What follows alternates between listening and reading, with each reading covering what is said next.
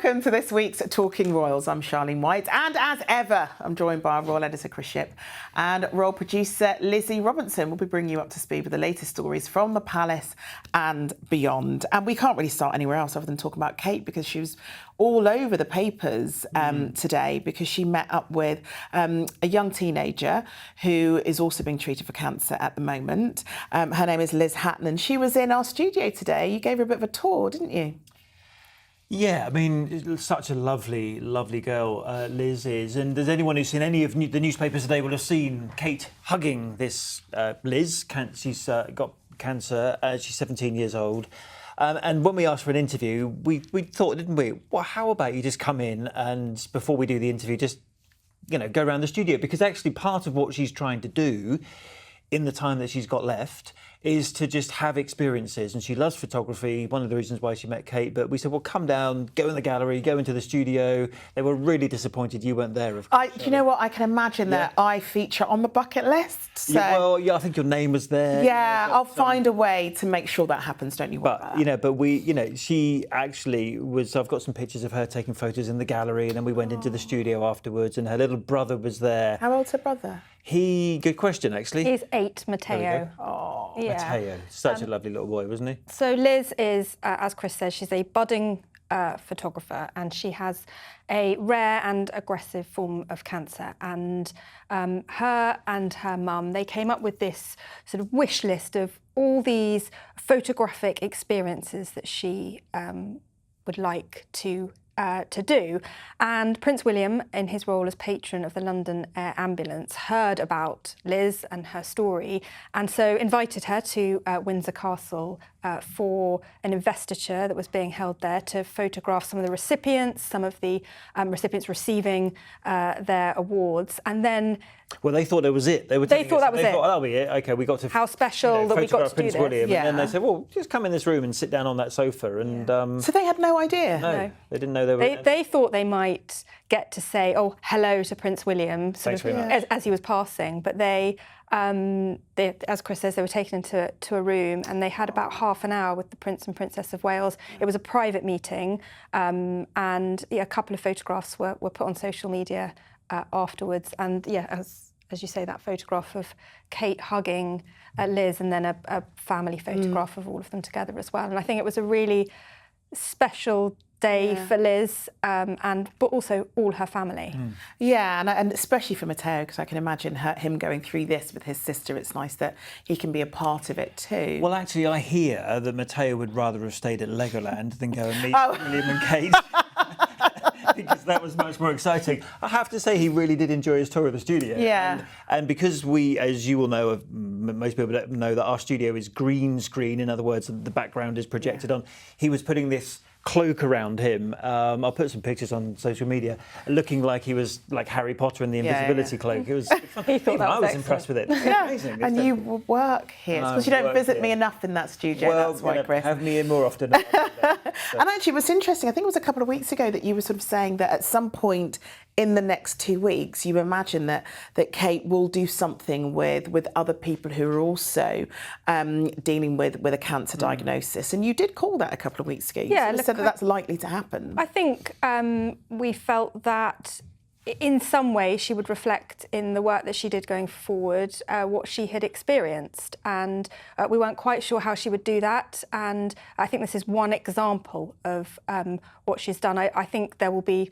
other examples in the kind of the months to come. The King, in his first public-facing engagement back, he visited a cancer treatment centre. He got a new patronage that was as patron of Cancer Research UK. So I think they will both use what they've been through. They will reflect that in their work, I think. And I spoke to her, actually, asked her about whether she thought Kate, when she met her yesterday, had that, that extra bit of empathy. Of course, you can't compare cancer journeys. Everyone's cancer journey is very different. But, Kate's had a difficult year, and Liz said to us, she really thinks that Kate had a better understanding of, what she's been going through. And then that video that the Princess of Wales put out when she ended her course of preventative chemotherapy, she said in that, to all those who are continuing their own cancer journeys, I remain with you, side by side, hand in hand. And I think, yesterday was a real show I'm here with you. You know, I have empathy for what you're going through, and you know, all journeys are different, but I have some understanding. Yeah.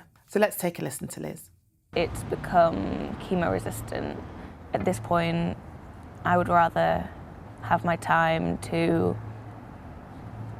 be doing things like what I did yesterday and doing my photography and being with my family. All of my family were taken aback by the kindness of everybody. It was lovely to meet and to talk to the prince and princess. When you met her, did you feel like that she and William had more empathy for what you and other cancer patients are going through? Yeah, well, we didn't discuss anything to do with cancer.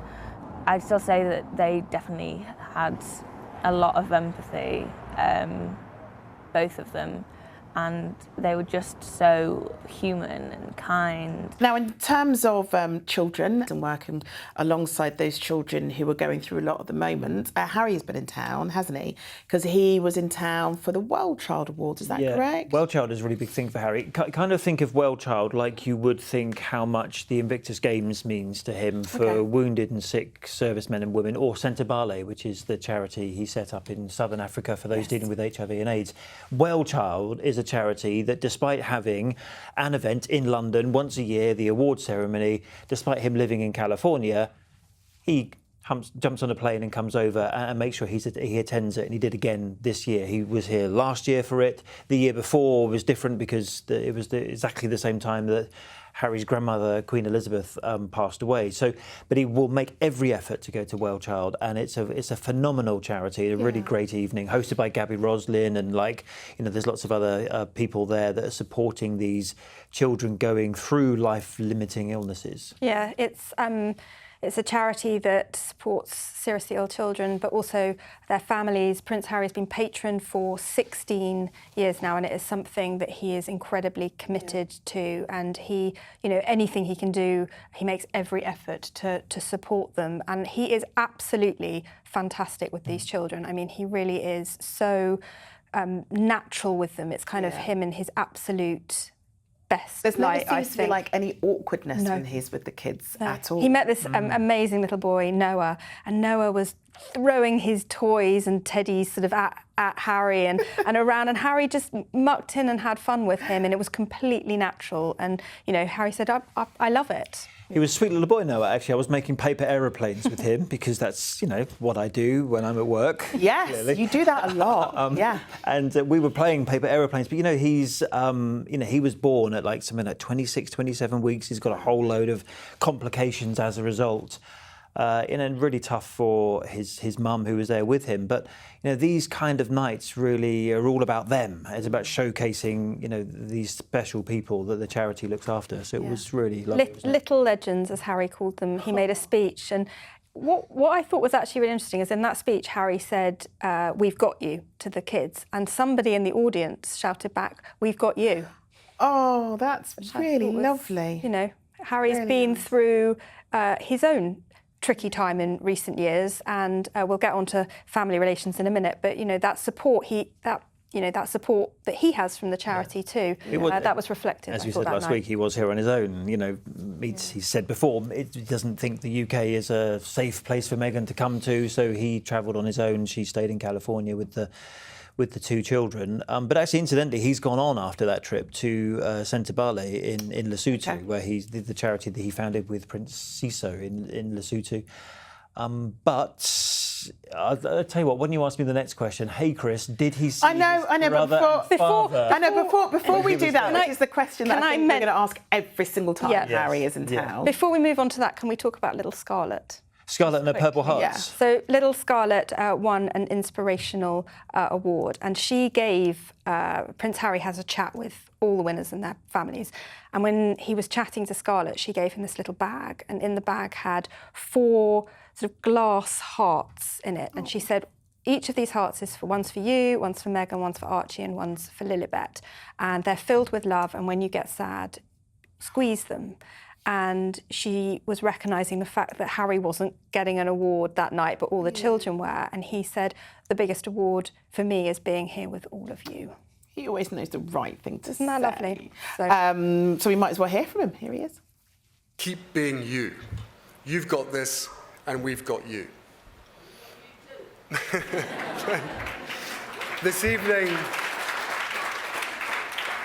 This evening we come together not only to celebrate that remarkable resilience and spirit, but also to recognise and thank the unsung heroes, the superhero parents, the carers, the siblings and professionals who work tirelessly and selflessly to ensure these young people have the best lives possible. And we salute all of you too. As a parent, I know a little about the emotional roller coaster of parenting. But when I hear about the care that many of you mums, dads and family members provide, the level of round-the-clock care that you offer, the skills you've had to learn and the battles for support that you fight every single day, I am truly in awe. You are all incredible, and your love and dedication are nothing short of heroic. It's the question that I've got to ask because We'll we're address- every yeah, time, what's the Harry. question? I wonder what that question might be, Chris Ship. So let's get down to it. Did he visit his brother or the king whilst he was here? No, let's move on. Right, okay. But we might as well talk about William. He didn't see William, No. so let's talk about William. Let's talk about William because And I mean, where we were for the WellChild Awards was literally on the edge of where Kensington Palace is. I know Yeah. Kensington Palace is the sort of the office now. Prince William and his family live in Windsor, but I pop mean, him for a they were coffee? he was still very close to Kensington Palace. Actually, the hotel was called the Royal Lancaster Hotel, which I thought was...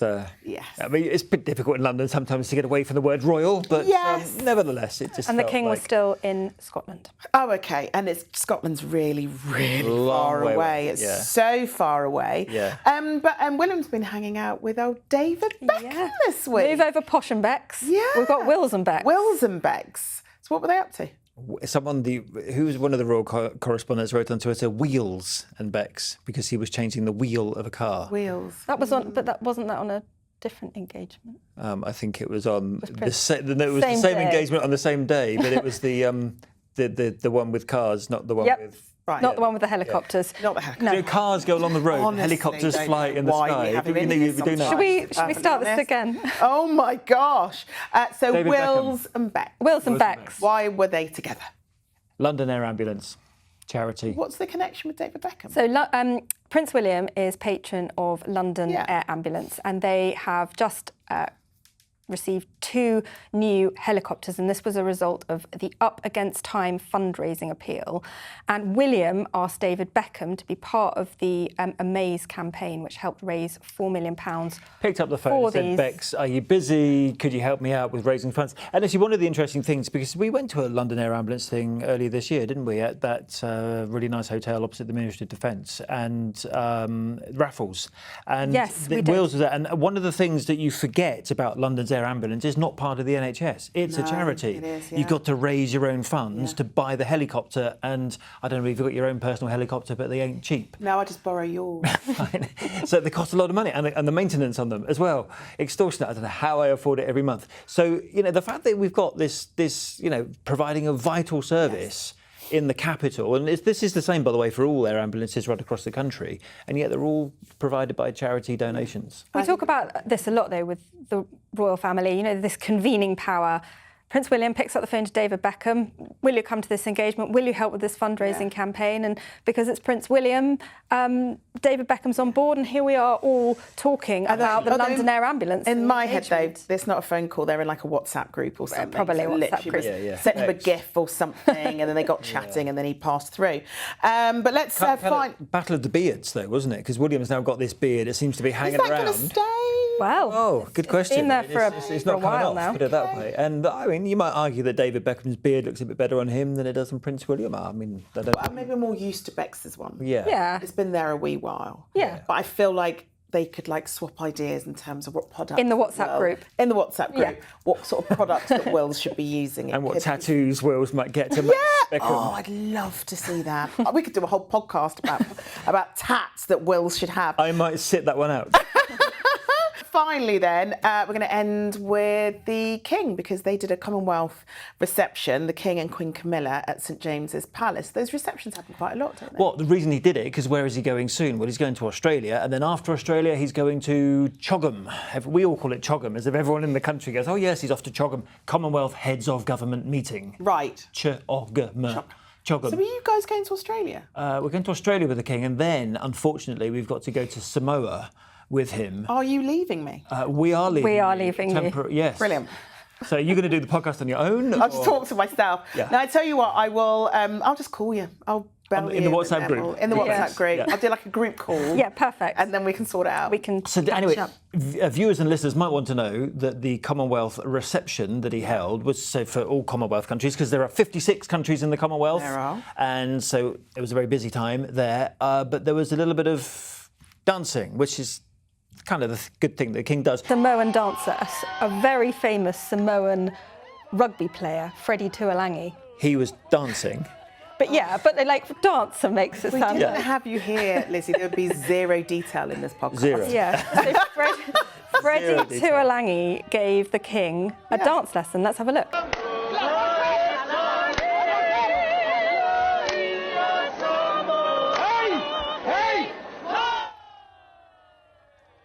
He didn't. The King didn't really dance that much, though. It was like Well, a two-step. Freddie was asked afterwards what he thought, and he said, "Good, he's got the moves." He's got the So, moves. and that what you can see over the King's shoulder, that's a ceremonial fly swat. Yes, you do see them quite often when they do those Yep. sort of royal tours in that part of the world. so- Yeah. So we'll let you know what it's like in Samoa when we've got our ceremonial fly squats. And I would like you to bring me one back, please. yes, is that, And we your can request? do show and tell. Your request is When you're a ceremonial fly squat. What do you want from Australia? What do I want from Australia?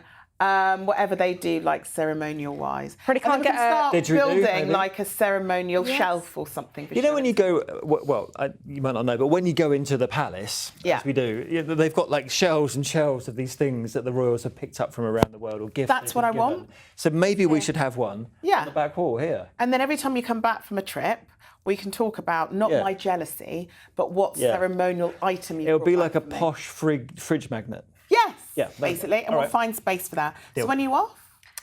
Next week. So we'll record with you next week, And and then then, you're going. we're going. Yeah. Sorry. Well, I look forward to chatting to you in Australia, but you'll be here next week, though, so make sure you do join us next week for Talking Royals. Chris and Lizzie, thank you very much for joining us as always. Do keep up to date with us talking all things royal each week by subscribing wherever you get your podcasts or by watching us on ITVX. And do have a look through our back catalogue, actually, for a range of royal topics. But until next time, here in the studio, as ever, thanks for joining.